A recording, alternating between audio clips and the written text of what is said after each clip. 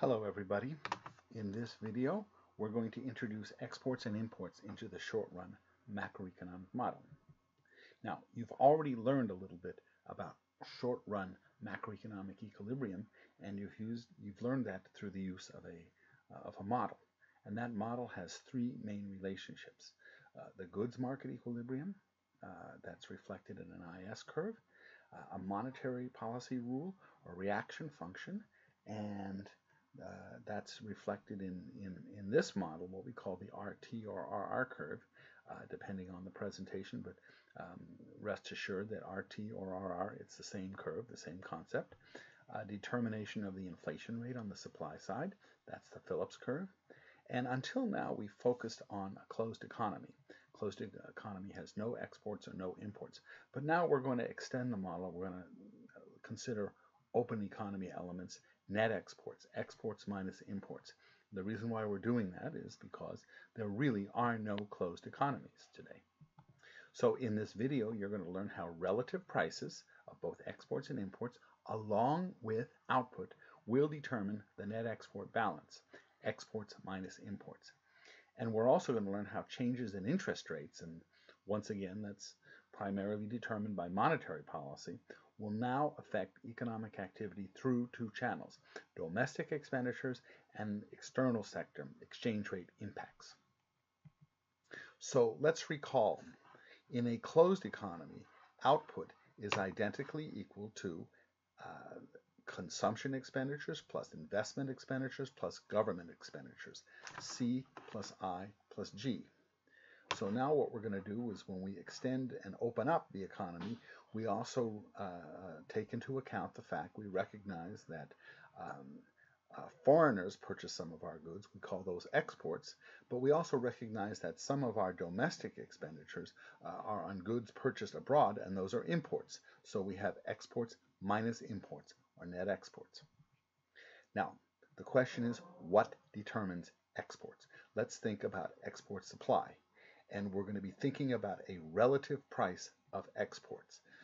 And I'm going to be defining that in a second, RPX. When the relative price of exports, when the price of exports rises, that's going to encourage export producers to produce more, and it's going to, in fact, shift resources out of the production of other goods, let's say home goods, and into exports.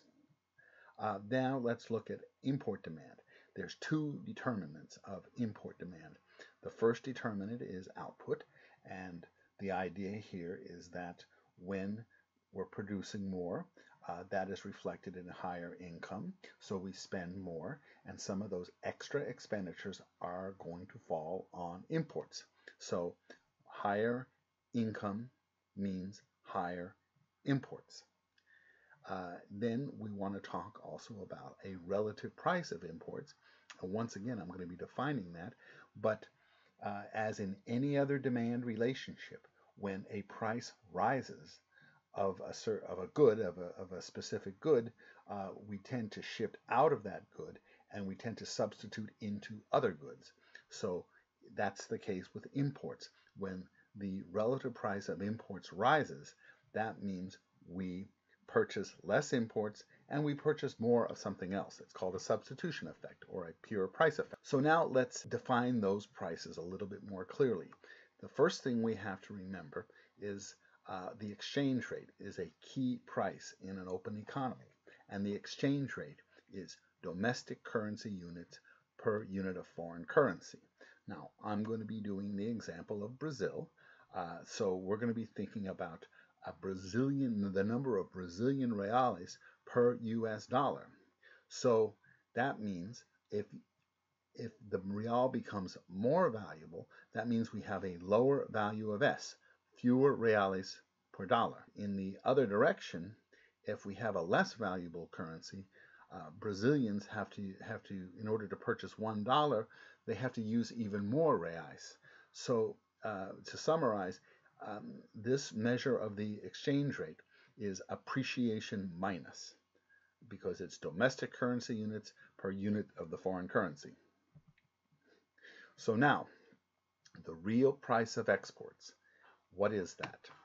We first of all, we consider that there's going to be a world-determined price of a country's export. And it's determined in world markets, and we'll use the price of iron ore in Brazil as an example.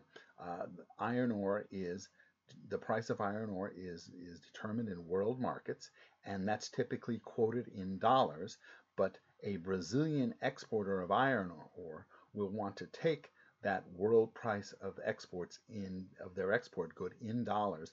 They will want to convert it into reais, and they'll do that using the exchange rate. And then they'll want to compare that to the domestic price level. And here we're just writing a domestic price level as an index, and we're saying that we're just keeping it constant for this example, that it's 1, okay? So RPX in capital letters is the world price of exports multiplied by the exchange rate and divided through by the domestic price level. And then little RPX is actually the deviation from some long run norm. So here we have an example for iron ore, and we're keeping it constant in all of our scenarios at 60. But here in this first example, we have a more appreciated currency, and we have the real price of exports. So we see that when the currency is more appreciated, that means that's a fall in the real price of exports. That discourages at the margin, some production of iron ore. Let's go down here to our bottom example where we have a more depreciated currency that raises the real price of exports, and that encourages at the margin more production of exports. So the bottom line is that all else equal, when the currency is more depreciated, the exporters receive more for each unit of the export good that's sold on world markets, and that means that the quantity, we're talking volume terms, we're talking about tons of iron ore, that supply will increase when the currency is more depreciated, or more correctly, when the real price of exports, the relative price of exports compared to the domestic price level, when that increases. We do the same analysis for imports. We take, let's say, for example, French wine, and a bottle of, let's say, Pinot Noir from Burgundy is determined on world markets. Brazil cannot affect that. It's a price taker. They're going to take that dollar price of that bottle of wine.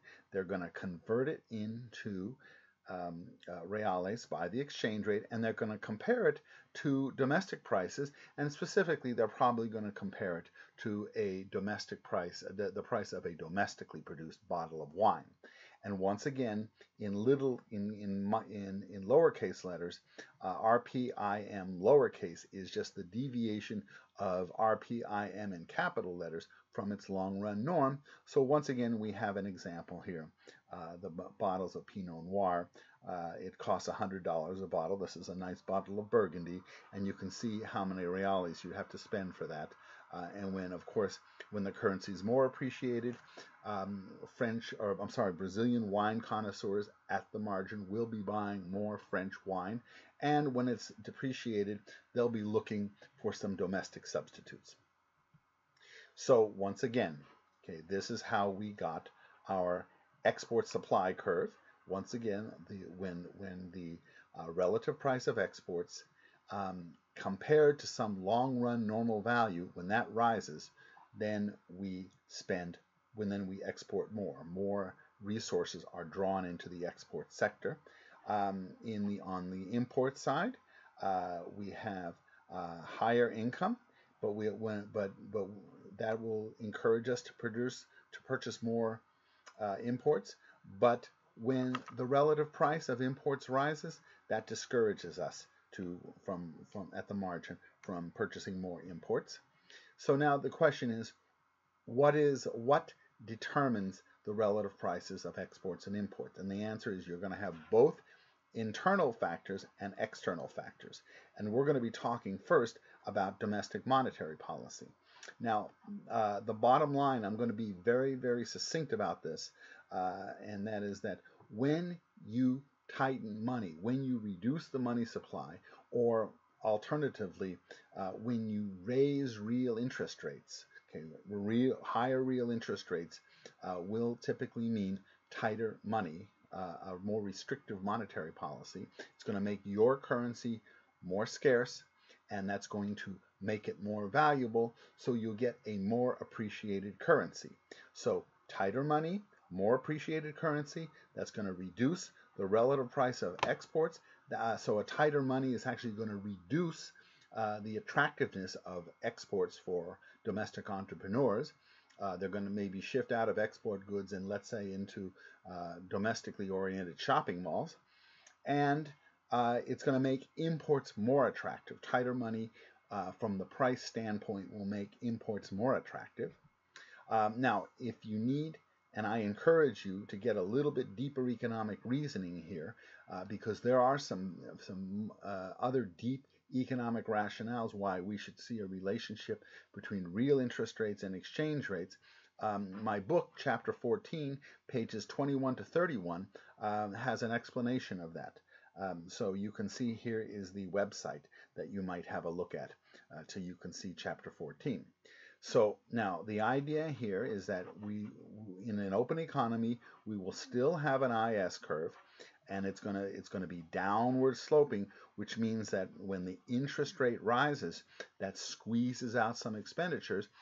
In a closed economy, we knew what that channel was. When the interest rate rises in a closed economy, for example, a domestic investment can be squeezed out. We can also talk about, to some degree, domestic consumption being squeezed out. The price of money, let's call it very loosely, is higher, and that discourages us from making these expenditures. But now, when we go to the open economy, when we've introduced an external sector, we've opened up another channel. When we raise interest rates, we're appreciating the currency, and that means that we're going to discourage exports, but we're going to stimulate some import purchases. So it turns out that we'll have two channels now in the IS curve by which interest rates will affect expenditures both in the domestic sector and externally. We also want to introduce a net export curve. Now here's the equation, but I want to show you here. Here we have on the horizontal axis net exports in percent of potential output, and here we have the real exchange rate, and really that's the gap relative to some long run norm. So when we're at zero, that means that our real exchange rate is neither overvalued nor undervalued. It's at its long run norm. And when we move along this curve, let's say downward, we're appreciating that currency, which means that we are discouraging exports and we're stimulating imports. So a movement along this curve tells us that that all else equal, an appreciation of the currency will help deteriorate the trade balance. Now let's think of an income effect here, and you can see we've written this down in the equation as well. What happens here is, let's suppose that for some reason the output in the economy increases. That means we're going to be spending more. When we spend more, that includes some extra expenditures on imports, which means that this curve is going to be shifting to the left from the solid brown line to the dotted brown line, which means that for any given value of the real exchange rate, we will have a more deteriorated trade balance, which is to say either a lower surplus or a higher deficit. And we'll be seeing this in our short run model. And here is an example of where we start off from some initial equilibrium where the output gap is equal to zero, or is to say output is equal to potential. Our real exchange rate is at its long run norm. It's neither undervalued nor overvalued. And also net exports, we're going to say they are also at their long run norm. Later, in another video, we'll be discussing how external factors, such as external financial pressures and external terms of trade, also can affect these relative prices. But I think I've given you enough to chew on for today. Thank you very much for listening.